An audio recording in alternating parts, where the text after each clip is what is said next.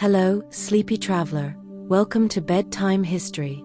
Slide under your blanket, tuck in, fluff up your pillow, and let the world fade away. I'm Vivian, your host for tonight, guiding you through forgotten chronicles and candlelit legends.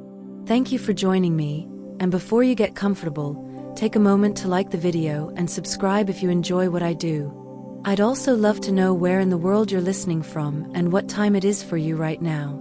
Drop it in the comments, and we'll build our own little midnight map. Sweet dreams, and thank you for being here. Now, dim the lights and let's ease into tonight's journey together. You wander through the pre-dawn hush of Chang'an, capital of the glittering Tang dynasty. Lanterns still sputter along the avenue of phosphorescent clouds, their red silk casings bobbing like sleepy fireflies. Stalls stand half awake, vendors warming hands over braziers that hiss like tiny dragons. Somewhere a rooster debates the sunrise. Following the scent of star anise broth, you instead catch a thread of something feathery and frantic, the smell of pigeons, warm and a little peppery. Ahead rises the imperial post loft, its balconies hung with reed baskets. Inside those baskets 100 jewel-eyed couriers rustle, claws ticking like rain on bamboo. Strapped to each bird's chest is a silken pouch the size of your thumbnail, embroidered with cloud spirals in gold thread. Moisture beads on the fabric. When a bird shifts, the tiny bag flashes like a coin tossed to fate. A handler in a hemp apron the color of old tea unrolls a dispatch list, taps it with an ink-stained nail, and opens one basket. A single pigeon hops onto his wrist, head cocked, eyes bright as carnelian beads. He whispers, words lost to the wind, and tips his arm. The bird shoots upward in a silver arc, then levels off toward the vermilion bird gate. You step back, startled by its speed. A nearby merchant chuckles, you probably won't survive this rush hour if you stand in their flight path. Here's a quirky detail travelers miss. The inside of every pouch is dusted with dried tangerine peel. Some say the citrus scent deters mites. Others think it masks human odor so hawks ignore the pigeon. Historians still argue whether earlier Han couriers used ginger powder instead, or if the Tang invented aromatic armor for airborne messages. More birds take off, 2, 5, 10, scribbling fleeting calligraphy strokes across the brightening sky. You picture the scrolls tucked in silk, tax tallies, troop requests, maybe a midnight poem bound for Luoyang where chrysanthemums bloom earlier in mountain air. Anything short, light, urgent enough to brave the clouds. On a low bamboo platform the handler scatters a mix of millet, sesame, and powdered ginger, breakfast of champions. Returning birds know the drill: land, deliver, feast. Watching the ritual you realize the empire's arteries aren't just roads and canals, but also these invisible threads sewn daily through the sky. A well-known fact: by the mid-8th century Tang lofts boast return rates over 90%. Modern courier firms would trade a warehouse of barcodes for that kind of loyalty. Breeders select for memory, wingspan, even temperament. No diva pigeons allowed. Yet numbers feel flat next to sight and sound. The clap of wings, the hush when a hawk shadow glides over roof tiles, the sigh of the crowd as a message lands safely. Vendors resume calling prices. Steam spirals from bamboo baskets, twisting like incense. A child laughs after dropping a persimmon. Overhead, one pigeon wheels back, scroll delivered, and drifts to the handler's waiting hand. The message is thinner than a chopstick, characters crammed so tight they resemble marching ants. As the handler reads, you see relief melt into his shoulders. Whatever news arrived, the sky has bought the capital another peaceful morning. Another bird lands, pouch empty but proudly citrus-scented. Each return tightens the net of empire. Governors kept honest, lovers kept hopeful, rebels kept guessing. Beside the loft stands a squat bronze water clock, its surface etched with dragonflies the size of chopsticks. A eunuch in boots polished mirror bright watches the slow drip, timing departures just as modern traffic lights pace impatient motorists, only hear the commuters flap. He marks every launch on a walnut ink tablet. Later, academics will compare these notes and claim the birds prefer to leave exactly as temple bells begin their first chant.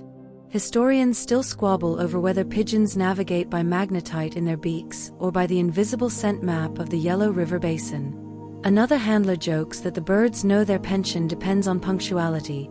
Miss one payday and it's straight into the emperor's hot pot. Relax, he's kidding. Tang law expressly forbids cooking imperial couriers, avian or otherwise, though one dusty statute does allow a stern lecture and temporary suspension for millet privileges. Office politics, apparently timeless, species blind, and mildly amusing when you're not the one losing your lunch break. While you linger, the sun tips higher, glazing roof tiles so they sparkle like rows of coins. Somewhere a zither sounds, delicate as snowflakes. The music dovetails with the wingbeat chorus overhead, and for a breath the whole city feels tuned to the same quiet frequency, like the hush just before you fall asleep, when everything makes sense and nothing demands your answer. Lingering, you let dawn finish gilding Chang'an. The story has only just flexed its wings. These birds will carry edicts, flirtations, even dumpling recipes.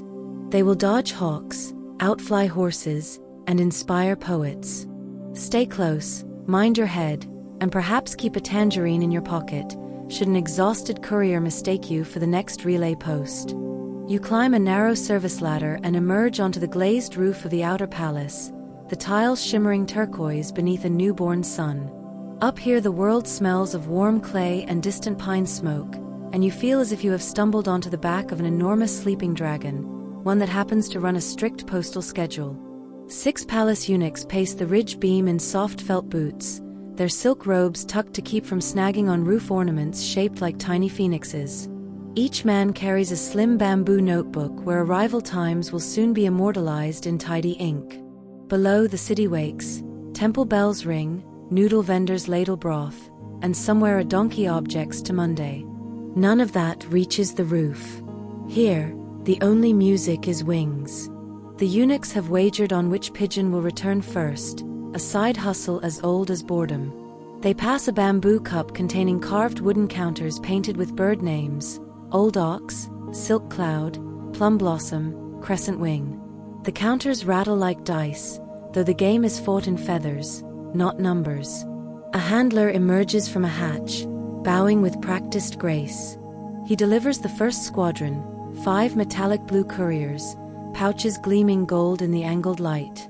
The birds burst upward in a whirl of sound, banking toward the western horizon.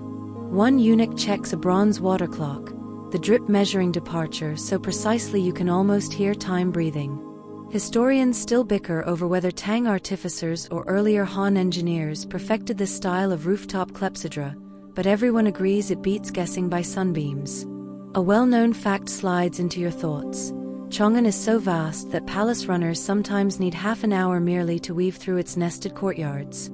A pigeon can cross the same space in the time it takes a clerk to decide which brush to use. No wonder the emperor keeps a whole loft on standby. It is fast politics with feathers. Joke one flutters in when a eunuch remarks, "If only ministers showed up this punctually, we might finish meetings before the tea goes cold." You nod, imagining a council of grey pigeons cooing budget proposals while humans fetch the millet.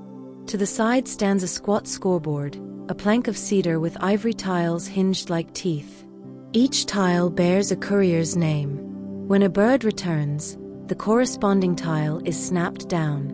Nothing fancy, yet you sense the thrill of a silent race coursing through the officials like current through copper.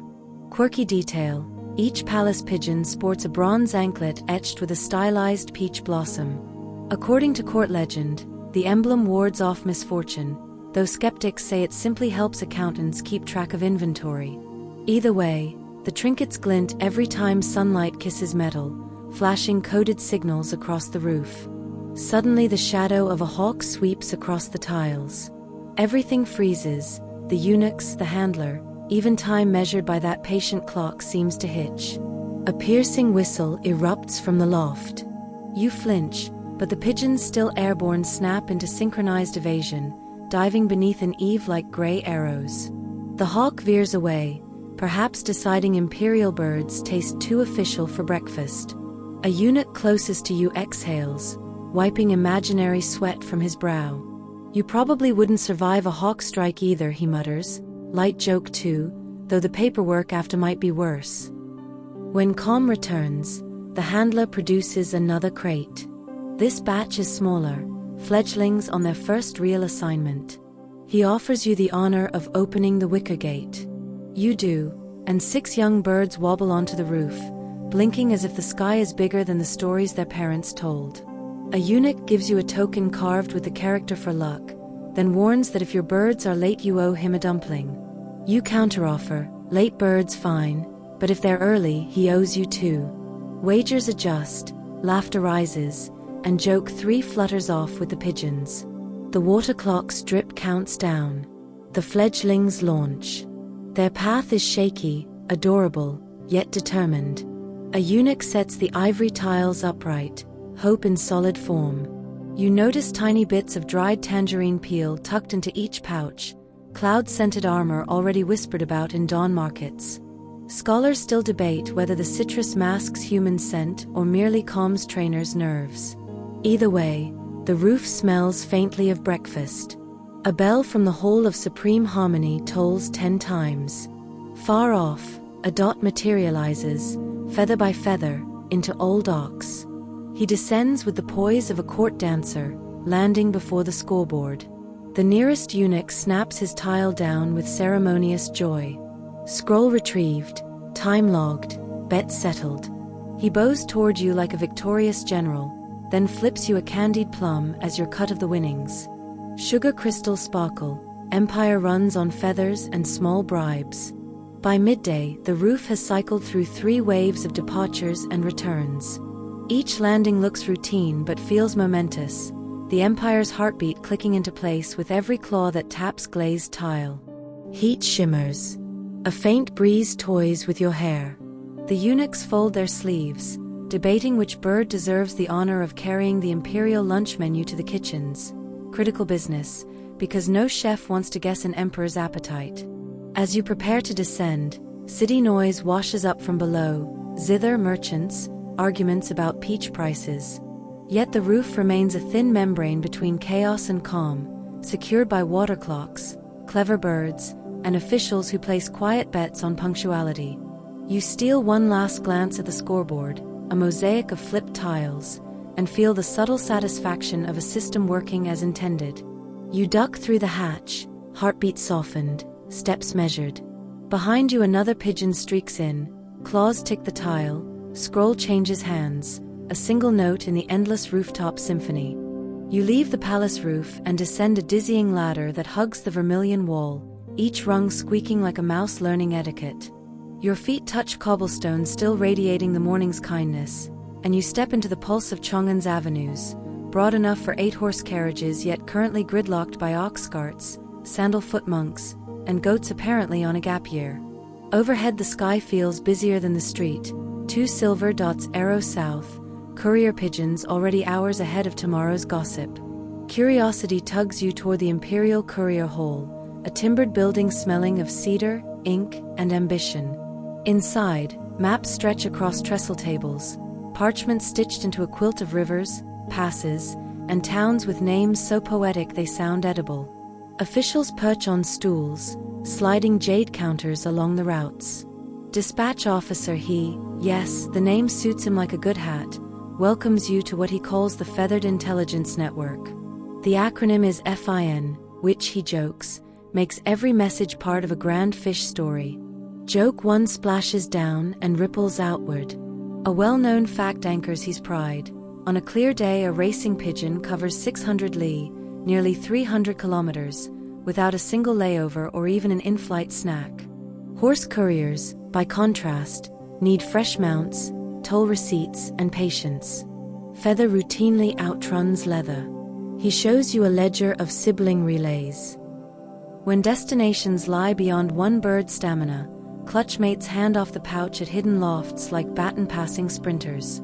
Historians still argue whether this began as an efficiency ploy or because a poetry-loving princess thought family teamwork sounded adorable.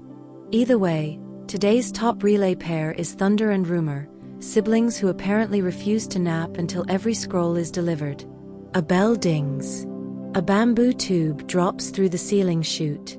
He fishes out a scroll no wider than a chopstick, fresh gossip from Luoyang. You unfurl characters neat as dragonfly wings, minor flood reports, lotus seed price swings, and a noodle vendor whose broth may be taxable by popular demand. You wonder aloud if the emperor personally taste tests taxable noodles. He laughs and stamps the message received. Administrative humor, underrated, 0 calories. In the tube hides a poem coded in formal 5-character lines praising autumn persimmons yet lamenting cold letters. He translates. The author wants winter coats for staff but couches it in fruit metaphors because paperwork is best served poetic. Quirky detail. Officers sometimes pin a single persimmon seed to such requests. Its rattle inside the tube reminds clerks they can't ignore hunger forever. Overhead, a bronze chart memorializes birds lost in service. Names, colors, final compass headings. One pigeon is listed simply as left without permission, probably married. The whole lowers its voice when anyone studies the plaque, respect in feathered scale. A clerk bursts in waving an envelope marked urgent, matters of fish. Officer he summarizes, seals a stub note inside a fresh pouch, and selects a robust gray pigeon named Tide. The bird launches from a balcony like a silver dart. You sprint downstairs, sandals slapping stone to keep Tide in sight. Joke 2 appears when you pass a noodle stand advertising soup delivery faster than a pigeon. We use catapults. You promise to test the claim after conquering gravity. You slow near the city's east watchtower. Tide is already a memory moving across clouds. Somewhere officers at outposts will soon know all about fish emergencies. The network flexes, invisible yet muscular. The afternoon sun eases west, orange as candied yam. Officer he wagers the color signals a tailwind for birds heading oceanward. Scholars bicker, solar angle or sheer pigeon vibe. You suspect birds focus on millet futures instead of astrophysics. Last curiosity of the day, the courier hole's nest exchange keeps bloodlines fresh. Twice a year, eggs from Chang'an's elite lofts travel in padded wicker to distant posts while provincial eggs return east, unborn travelers in first-class silk. The evening gong sounds. Clerks douse candles and roll maps into sleepy scrolls. You step outside as the first stars prick the sky, thinking of tide somewhere south, of eggs rocking across roads, of arguments that will keep scholars bright through the night. A ghost of ginger floats past, maybe incense, maybe history brushing your sleeve. Night falls like ink sliding across a calligrapher's brush, shading Chang'an in patient strokes of indigo. You follow a lantern-lit lane to the loft's back garden, where cedar shadows checker the ground and crickets confess they still can't figure out pigeon GPS. Handlers in hemp tunics arrange bowls of steeped herbs that smell like mint and rosemary, throwing a midnight tea party. Fledglings, fluff balls no bigger than your palm, sit in wicker nest boxes, eyes shining as though the moon assigns each a private spotlight. You crouch. One tilts its head, suspicious and curious. Pigeon resume complete. Handler Cloud hands you a cinnabar red silk ribbon perfumed with sandalwood. This will be the fledgling's signature scent. Historians argue whether Tang trainers invented aromatherapy navigation or borrowed it from Persia, but everyone agrees the trick sticks like sesame on honey. Your job, dab, tie, whisper, west granary, release the bird into a circular pen painted with a mountain, a river, and a stylized dumpling, imperial humor. Overhead a bronze gong hangs from a cedar branch. Cloud strikes it, the note hums low, feline. Each scent pairs with a pitch so birds learn routes as melodies. Tonight's tone allegedly echoes grain silos resonating at dusk, science or superstition, nobody knows. The fledgling flutters, circles, lands near the dumpling symbol. Promising, Cloud says. Joke 1. You ask if dumpling-obsessed birds will deliver soy sauce to noodle shops. She replies that it would ruin logistics but improve lunch breaks. Under lantern light fledglings cycle stations like shy carnival goers. Some follow mentors wearing tiny bells, others chase a lantern shaped like the Big Dipper, memorizing star paths. Well-known fact, Tang astronomers map the heavens with such precision that trainers align gongs to constellations, giving birds cosmic cheat sheets. Debate flares. An elder insists moon drills soothe only humans. Pigeons need sun contrast. Cloud counters that twilight missions require night practice. Scholars split politely: moon, sun, magnetite, or millet magic. Maybe pigeons watch us argue and coo humans. Adorable. Quirky detail. Many fledglings sport silk training capes, bright streamers adding drag to build muscle. One saffron cape glows so intensely you fear someone will wish on it. At the herb station, you grind orange peel with ginger, fold it into warm sesame oil, and massage a fledgling's wingtips. Spa day. Cloud whispers. Joke 2 arrives when another handler offers cucumber slices, claiming pigeons prefer them room temperature. The mental image of birds gossiping under parasols nearly topples you. A softer gong note signals release. Caped trainees lift into the ink-blotted sky, orbiting lanterns like playful moons. Cloud taps a coded drum rhythm. Birds rearrange on perches like chess pieces guided by patient hands. Historians debate whether drum language predates the Tang or rose alongside palace orchestras, but the spectacle outweighs theory. Wings shifting, moonlight fencing with shadows, cedar needles glittering like onyx splinters. Joke 3 coos in when a sleepy pigeon lands on your shoulder and refuses eviction. Congratulations, Cloud laughs, it thinks you're a cedar. You admit you've always wanted to branch out. Training glides toward midnight. Lanterns dim, capes untied, fledglings settle, chests pulsing like kettles on simmer. Cloud leads you past porcelain basins filled with chrysanthemum baths. Even athletes need a soak, she says, lowering a fledgling into warm flower water. Historians dispute who prescribed these scented spas, but the birds emerge smelling faintly of autumn bouquets, premium courier cologne. Attendants pat each bird dry with linen towels embroidered with cloud motifs. One apprentice drops a towel and groans, "Laundry again. These birds wear more silk than I do."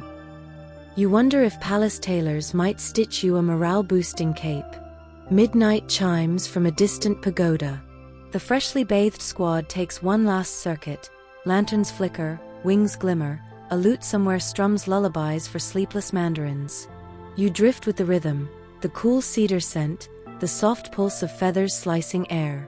Training is choreography for tomorrow's news, poetry, and inevitable noodle emergencies.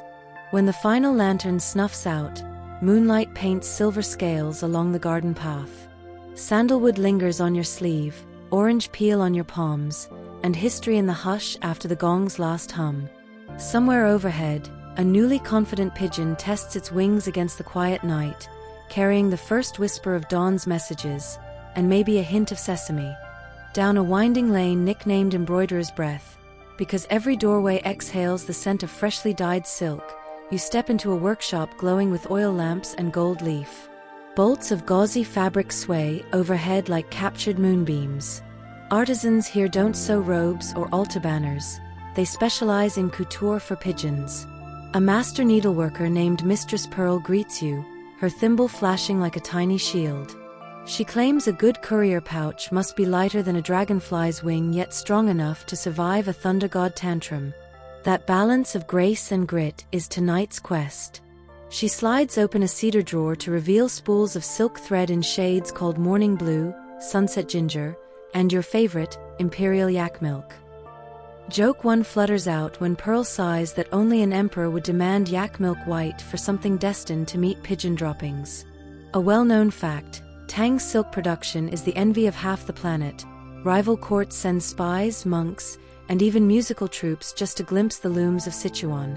Yet few outsiders know that a sliver of that legendary silk ends up strapped to birds. Obscure detail, artisans deliberately weave minuscule air pockets into the pouch cloth. Those pockets trap warmth, keeping condensation from smudging ink on the scroll inside. You watch Pearl's apprentices trace cloud spirals in shell gold across a rectangle of morning blue. She sprinkles powdered mica so the pattern twinkles like frost. Historians still argue whether these designs serve mystic protection or simple imperial branding, Sky FedEx, but make it fashion. Either way, the motifs catch moonlight when birds bank, turning couriers into moving constellations. An apprentice named Reed measures a pigeon mannequin, yes, a mannequin, carved from willow. He mutters about the newer contoured cut that prevents chafing under the wing pit. Joke 2 arrives when he admits last year's model rubbed feathers clean off 3 unlucky birds, inspiring the loft's first official complaint form written entirely in indignant coos. Pearl invites you to test the latest pouch. You slip 2 rice paper scrolls inside, each no larger than a fingernail clipping, then blow across the opening. No flutter, the seal holds. She nods, stitches the hem shut, and attaches the pouch to a real pigeon waiting on a perch. The bird preens like a runway model, glancing over its shoulder to make sure you noticed the gold cloud embroidery. Of course you did, it's beaming like a sunrise brag. Scholarly debate sparks anew. Some artisans prefer tiny bone toggles, others swear by braided silk buttons. Pearl argues toggles add unnecessary grams, quoting a record flight where 2 extra grains of millet nearly made the difference between safe landing and a hawk's lunch menu. No consensus emerges, history's favorite outcome. Joke 3 pops when Pearl offers to stitch your initials on a pouch in case you plan to fly south for winter. You decline, citing poor homing instincts and an unfortunate dependence on snacks that don't fit in silk bags. As midnight bells toll, finished pouches hang on bamboo rods, shimmering like dewdrops paused mid-fall. You brush one with your fingertip. It weighs almost nothing yet feels sturdy as promise. Somewhere above the city, pigeons already carry earlier prototypes across starlit corridors of air. They'll deliver tax ledgers, love poems, and possible yak milk requisitions, all cushioned by silk clouds stitched tonight.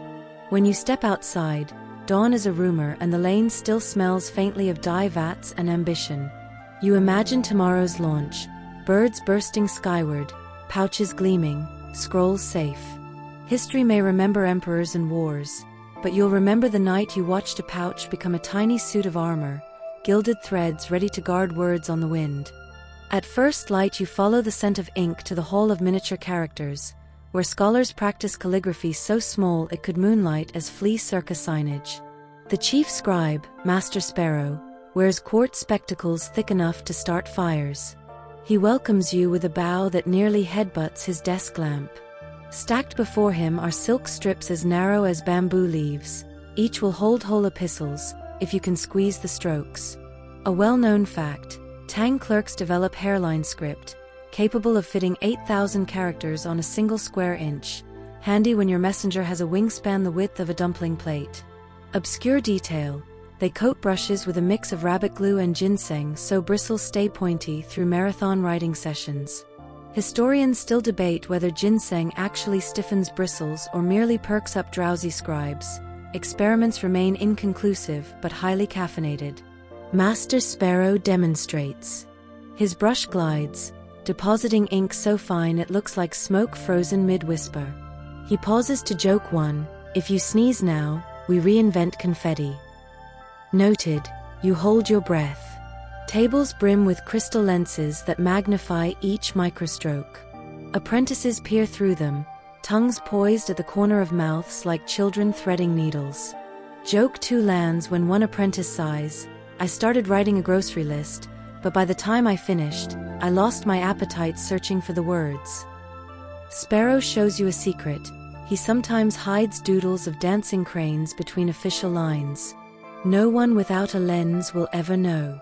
Historians still argue whether such micro-illustrations count as bureaucratic misconduct or covert morale boosters. You try your hand. The brush feels like holding a single eyelash dipped in shadow. Your first character resembles a startled beetle doing yoga. Sparrow applauds politely, suggesting it could pass for avant-garde in certain provinces. Joke 3 escapes on a giggle. Scrolls dry on racks warmed by charcoal braziers. Ink sheen shifts from obsidian to matte charcoal, signaling readiness. A courier pigeon awaits, new pouch clipped to its chest, looking like it just stepped out of Pearl's runway. Master Sparrow rolls a poem small enough to hide under a grain of rice and tucks it inside. The poem? An ode to plum blossoms that drop their petals, quiet as old promises. You feel the lines settle somewhere behind your sternum. Scholarly squabble reignites. Some scribes insist abbreviations speed the process. Purists call that lazy shorthand. The debate grows heated enough to curl parchment edges. They compromise by inventing a single character that means yes, but only if the bird is hungry.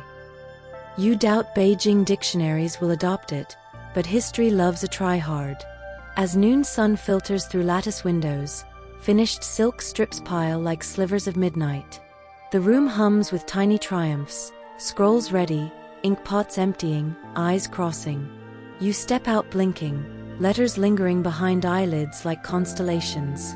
Somewhere above, a pigeon flaps off with a message smaller than worry, yet big enough to shift fates. Word count, 1060. Continue. Section 7. Afternoon clouds rumble ominously, and street soothsayers shake oracle bones that clatter storm. You trail a groom named Ash to the loft's watch balcony, essentially an avian air traffic control tower staffed by 3 jittery pigeons and 1 unflappable cat. The cat, orange, portly, named General Whisker, claims the best cushion and a diplomatic immunity badge sewn to his collar. The horizon darkens. Monsoon season tests every feather. Well-known fact: Tang meteorologists track typhoons via tea leaf foam patterns, primitive but occasionally correct. Today they predict crosswinds that could twist courier routes like noodle strands. Obscure detail: handlers rub sesame oil on feathers to add water resistance. Historians debate whether this folk fix helps or just creates gourmet hawks. Lightning forks, thunder rolls. A squadron launches anyway, scrolls urgent. Joke 1 sparks when Ash shouts, "Fly straight, avoid big raindrops, they charge tolls." Mid-sky hazards arrive. A hungry goshawk wheels in from the north. Pigeons dip into defensive spiral, wings slicing rain so fast droplets scream. You grip the railing, heart auditioning for drum duty. One bird named Pepper performs a barrel roll, pouch flashing, hawk overshoots. Crowd on balcony exhales like a popped wineskin. General Whisker's ears flatten. He dislikes aerial drama but adores opportunity. A bedraggled pigeon veers low seeking refuge. Whisker twitches. Instinct meets policy. Joke 2 lands when Ash flashes the cat's badge. Remember General, diplomats only eat imported tuna. Cat sighs, dignity bruised, predator instincts leashed by bureaucracy. Wind shifts, flinging temple gong echoes across rooftops. Historians still argue whether pigeons rely on infrasound cues from distant thunder to orient, but evidence is as slippery as a wet tile. Ash insists birds sense barometric pressure. Another handler claims they follow invisible river of scent molecules. Debate continues, drowning out rain. A rogue gust slams 3 birds into a banyan tree. Scrolls scatter like silverfish startled in a library. Crew scrambles downstairs, nets ready. You join, dodging puddles that taste of copper sky. Quirky detail: rescue nets are dyed indigo so birds mistake them for calm twilight. 2 couriers cuddle inside mesh, grateful or embarrassed, hard to tell. Joke 3 splashes when Ash chides them, storm days aren't buffet breaks. He tucks them under his robe, feathers dripping like melted umbrellas, and returns them to the loft. Scrolls get dabbed dry with rice paper tissues, text intact except for 1 smeared character now resembling a startled beetle doing yoga. Your avant-garde signature travels after all. Evening clears, an apricot sun emerges, smug. Hawks retreat, clouds wander off muttering. Survivors preen, sesame oil glistening heroically. Ash logs casualties, 0 lost, a miracle credited to sesame, thunder intuition, and 1 overworked cat. Somewhere scholars sharpen quills to publish competing theories by dawn. You simply feel awed. Sky highways are perilous ribbons, yet messages ride them daily, stubborn as hope. Night drapes Chang'an in velvet lantern glow, perfect for poetry. You find yourself in a tea house called the Whispering Kettle, where Tang literati gather to trade verses and admired pigeons as casually as business cards. Cages hang from rafters, each bird named after a season, a flower, or someone's ex. The air smells of osmanthus tea and possibility. A well-known fact: Tang poets revere pigeons as muses. Li Bai allegedly drafted an ode comparing their wings to silver oars rowing the heavens. Obscure detail: some poets tint plum wine onto feather tips so birds leave calligraphic streaks in flight. Sky graffiti avant la lettre. Historians still quarrel whether that practice improved poetry or just stained clouds. You sit on a bamboo stool while poet June scribbles a 7-character line: "Clouds borrow ink from wings." He ties it to a pigeon named Saffron and invites you to release her. As Saffron flaps toward moonlight, June quips joke 1: "If she edits my meter mid-flight, I'll claim it was collaborative." A lute plucks slow chords, perfect tempo for drowsy hearts. Poets trade coded affection via birds. One slips rose oil into pouches so scent announces feeling before eyes read words. A student confesses her crush by sending a pigeon whose tail feather bears her family's tart plum sauce recipe, a love language both tasty and poetic. Debate kindles over whether feather-born poetry should be filed in palace archives or left to drift like petals. Archivists argue preservation, romantics crave ephemerality. Scholars circle, consensus elusive, teacups cooling. Quirky detail: tea house keeps a complaint cage where disgruntled pigeons rest until calm. Patrons may whisper frustrations into the bars for catharsis. Joke 2 flutters when someone grumbles about taxes. The bird rolls its eyes, "Yes, pigeons can," eliciting laughter. June recites a new stanza comparing love to tangerine peel tucked inside a pouch, callback. Promising fragrance long after letter fades. Applause rustles like distant wings. Outside, Saffron returns carrying a reply penned by June's secret admirer. He reads silently, blush rising, declares the meter flawless. Lute picks brighter chord. Poets place wagers on whose bird delivers the most heart-stopping metaphor before sunrise. You sip osmanthus brew, warmth pooling behind your eyelids. Joke 3 yawns into being as a drunken poet asks if pigeons can deliver hangover cures. Someone suggests strapping herbal tea and tiny cold towels. Midnight nears. Lanterns dim, verses soften. Birds settle on perches, feathers puffed. Starlight drips through lattice, painting constellations on bamboo floor. You step outside carrying the hush within. Certain tomorrow's bureaucrats will intercept at least one scroll of swooning couplets and secretly swoon themselves. Such is Pigeon Post, equal parts memo and moonbeam. Word count, 1066. Continue. Section 9. Pre-dawn mist muffles Chang'an. Palace corridors whisper like pages turning. You shadow an imperial courier squad led by Captain Azure, whose cloak shimmers as if sewn from midnight rain. He carries a lacquered box containing edicts stamped with the dragon seal, some so sensitive they'd make ministers faint if read aloud. Well-known fact: Tang emperors issue hundreds of edicts yearly, ranging from troop deployments to bans on noisy sandals. Yes, really. Pigeons ensure orders bypass rebel roadblocks. Obscure detail: secret decrees are written with ink laced in crushed pearl dust. Under moonlight the text glows, aiding nighttime reconnaissance. Historians still debate whether the glow compromises security or impresses spies into surrender. Captain Azure selects elite pigeons, wider wings, darker plumage for stealth. Pouches this time lack flashy gold. Instead they're dyed dusk gray to blend with clouds. Joke 1 surfaces when Azure tells a rookie bird, "No heroic twirls tonight, it's cloak and feather."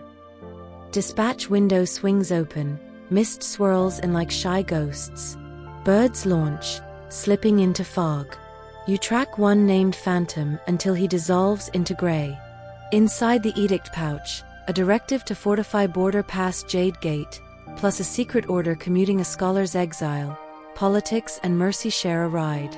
Scholars argue how often pigeon couriers change the tide of rebellion. Sources clash like symbols. Some chronicles credit them with foiling 3 coups. Skeptics say that's myth inflated by feathered propaganda. The debate, naturally, arrives by courier. A palace astrologer consults star charts, timing releases between inauspicious constellations. You ask if birds care about astrology. Joke 2, only if Mars bills them for airspace. Hours later, atop South Watchtower, lookouts spot Phantom rematerializing as the mist thins. He lands, edict delivered. Guards breathe easier, Jade Gate will be ready. The scholar's pardon glides, unnoticed, into a clerk's sleeve, one man's life rewoven because a bird outflew dawn. Quirky detail, Phantom's pouch contains a pinch of ground chrysanthemum, its subtle scent signals classified to trained handlers. Anyone else would think it popery. Clever empire. Captain Azure dismisses squad. Joke 3 ruffles when he rewards birds with premium sesame while humans settle for cabbage buns. Rank has its perks, apparently. As sun lifts, mist burns off, leaving pale amber light. Edicts are already galloping through administrative veins, silently executed by scribes who will never meet the pigeons that outran treason. You feel the hush of that triumph settle, gentle as feathers. Late morning, you find yourself in a courtyard perfumed with jasmine where two lovers pretend to be strangers. Her veil is embroidered with bamboo, his cap tilts just enough to hide anticipation. Between them sits a pigeon named Whisper, preening like a professional matchmaker. Well-known fact, strict etiquette forbids unchaperoned meetings, but loopholes exist in the postal sky. Obscure detail, clandestine couriers train on routes timed to palace shift changes, slipping through blind spots of both human guards and peregrine falcons. Historians still argue whether court officials secretly encouraged such romantic pigeons to keep scandal at manageable altitude. The lovers soak ribbon strips in perfumes, hers sweet osmanthus, his smoky cedar. The scents will merge mid-air inside Whisper's pouch, declaring affection without ink. Joke 1 floats when she adds a drop of chili oil to spice things up. He teases that Whisper will breathe fire. You tie the pouch, stroke Whisper's crest, and release. Bird arcs above tiled roofs, unseen but not unfelt. Lovers depart opposite directions, faces bland as tofu, heartbeats doing acrobatics. Handler Ivy explains codex of scent signals. Rose means longing, ginger equals urgency, tangerine, callback, signals gratitude. Scholars debate authorship of this olfactory lexicon. Some credit palace courtesans, others a monk with too much free time and an exceptional nose. Quirky detail, some pouches contain micro-origami cranes folded from gold leaf. They catch candlelight when lovers unveil messages, a private aurora. You accompany Ivy to a hidden loft nested inside a bell tower. Birds arrive carrying whispers of hundreds of courtships, some doomed, most hopeful, a few purely comedic. Joke 2 when Ivy rolls her eyes at a scroll requesting romantic advice for chronic foot odor. She suggests cedar insoles, then charges consultancy millet. Afternoon swings by on cicada wings. Whisper returns, pouch exuding a new blended scent, osmanthus, cedar, and a hint of chili warm enough to blush the cheeks. Ivy declares mission accomplished. Somewhere two people exhale in synchronized relief. Joke 3 lands as Ivy asks if you'd like to send a scent. You choose fresh parchment and extreme laziness, but alas they haven't bottled that yet. Sunset paints courtyards gold. Whisper nests, mission logged, while lovers elsewhere read invisible words under stars. In this empire, romance rides a feather and smells like tomorrow. You return to Chang'an for the annual Feast of Feathers, held in a courtyard scented by sesame smoke and fresh river wind. Long tables overflow with seed cakes sculpted like pagodas, each tier sprinkled with powdered chrysanthemum. Pigeons strut along rails, eyes gleaming at the buffet. Well-known fact, provincial treasuries allocate grain specifically for courier upkeep, evidence of institutional love. Obscure detail, birds also receive herbal baths brewed from mint, mugwort, an elusive snow fungus said to boost circulation. Historians argue whether fungus works wonders or merely tickles feathers, but pampering continues. Stablemaster Moss invites you to ladle warm mint water over a pigeon named Lantern. Steam rises, carrying notes of forest after rain. Lantern coos, pure bliss. Joke 1 when Moss confides that some pigeons fake coughs to get extra spa days. Banquet proper starts. Sesame, hulled walnuts, and diced jujube form banquet mountains scaled by enthusiastic beaks. In a corner, musicians play bamboo flutes at tempos meant to aid digestion, avian elevator music. Scholars debate its efficacy. Pigeons seem undecided, occasionally head-bopping. Handlebars of laughter when Chef Acorn presents Joke 2, millet dumplings shaped like hawks, an edible revenge fantasy. Pigeons ignore effigies, devouring innards first, poetic justice served hot. Meanwhile, clerks distribute morale ribbons, tiny silk strips tied around avian ankles inscribed with encouraging slogans: fly high, land soft, seed awaits, and the existential you are enough. Historians bicker over ribbon origin, motivational monk or marketing strategist. Either way, adorable. Quirky detail: bathwater runoff is collected to fertilize palace herb gardens, leading to pigeon-powered parsley prized by chefs. Joke 3 blooms when a cook promises his soup grants temporary flight. Patrons lean over balconies to test. Gravity wins. Dusk deepens. Pigeons roost with full crops. Humans sip plum wine. Musicians switch to lullaby mode.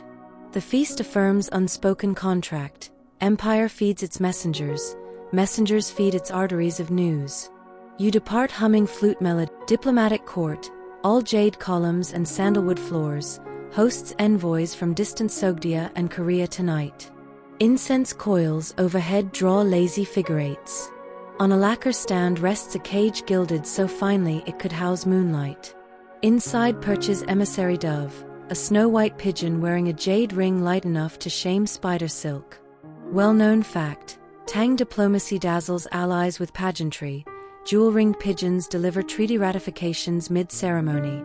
Obscure detail: rings double as wax seals. Remove, press onto scroll, restring before flight. Historians debate which emperor first fused jewelry and bureaucracy. Carrot the Great perhaps? Master of ceremony Silk invites envoys to witness ring sealing. He jokes 1, cheaper than lawyers, faster than horses, and less likely to change their minds mid-journey. Laughter bounces off columns. After seals cool, silk ties scroll into emissary's pouch. An attendant sprinkles saffron in the cage, scent of royal commitment. Scholars quarrel if saffron attracts pigeons or simply flatters imperial budget. Spice costs a fortune. Envoys bow, cage door lifts. Dove ascends in slow, ceremonial spiral, jade ring flashing like a falling star in reverse. Audience gasps, diplomacy literally taking flight. Quirky detail: palace astrologers calculate auspicious release angles. 22 degrees tonight, said to guarantee harmonious negotiations. Historians draft footnotes while rings still gleam against velvet sky. Joke 2 lands as a Korean envoy whispers, "We use carrier cranes, bigger scrolls, bigger droppings." You suspect exaggeration but applaud the commitment to avian arms race. Banquet follows, lychee wine, lotus cakes, polite boasting. Messengers on standby shuttle compliments between tables via miniature fans bearing calligraphed haiku, diplomacy's text messages. Hours later, a lookout announces Dove's safe arrival at diplomatic lodge outside city gates. Jade ring authenticated, treaty accepted.